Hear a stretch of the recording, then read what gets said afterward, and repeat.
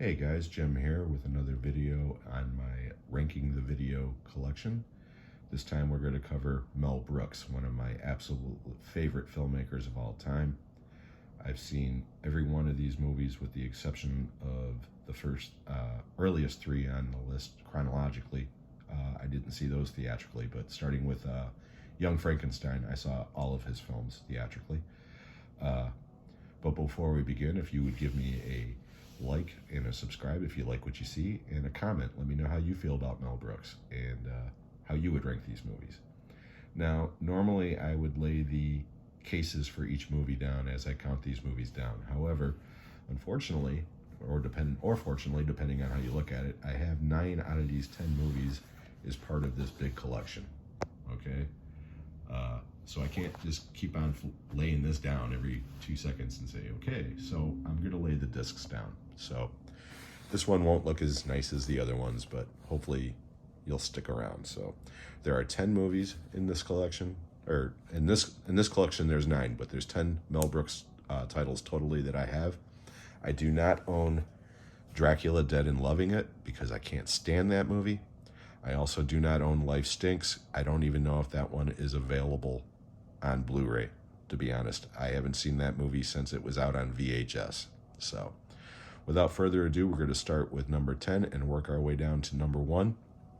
And again, hopefully you'll like this video, and I would really love to hear your thoughts. So number 10, we have The 12 Chairs. This movie is not all that great. It's got Dom DeLuise, Frank Langella in it, and you know, they're fine, but this movie is kind of boring. Next, we have To Be or Not to Be. This came out in 1983. I know that Mel Brooks did not write or direct this movie. He ghost wrote some of it, but it is part of his collection, and I figured what the heck, I would include it. So number 8, we have, and this is going to be controversial to a lot of folks, Robin Hood Men in Tights. I know a lot of people love this movie. Quite frankly, I didn't like it at all. There's a couple of jokes in it that I thought were funny, but for the most part, I just did not care for it. Okay, next we're getting into the movies that I really do like, though. We have Silent Movie. This came out in 1976. I did see this theatrically when I was 9 years old. I thought it was funny then. I think it's funny now.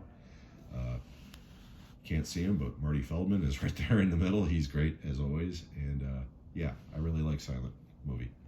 It's got a great joke where there's only one word of dialogue in the entire movie.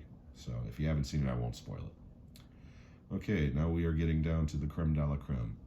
Next we have High Anxiety. This came out in 1977.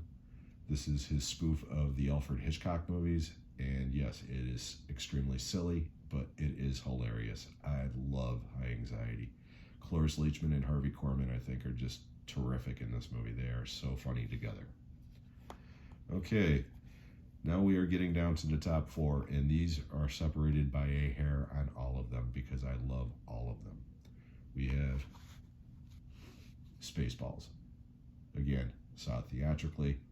Absolutely love Spaceballs. Rick Moranis is hysterical in this movie.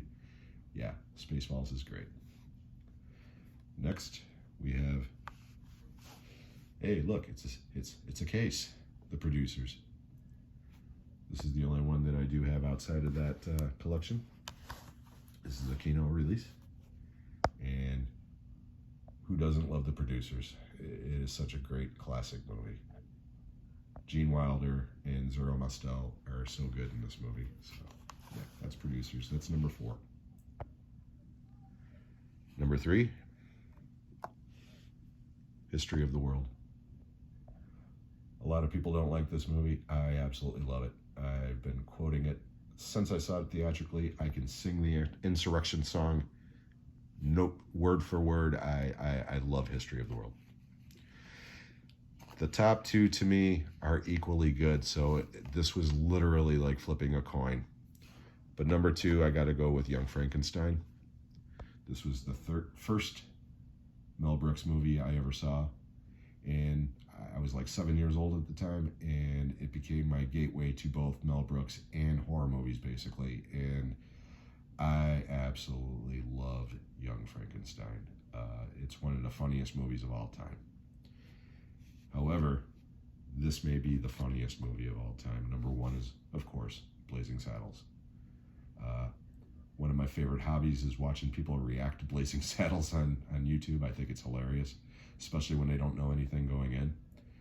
And anybody who thinks that Blazing Saddles is a racist movie is entirely missing the point. It is the perfect argument against racism. It is just a brilliant, brilliant movie. So, yes, that's my ranking. So we'll do a quick recap. Number one is Blazing Saddles. Number two is Young Frankenstein. Number three is History of the World Part 1. Number four is The Producers.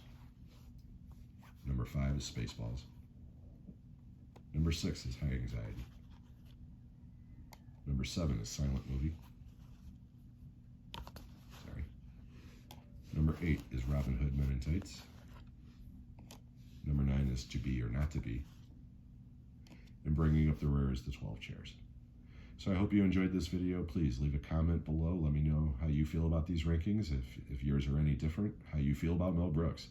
And once again, I want to wish everybody a happy and safe new year, and we'll be seeing you on the next one.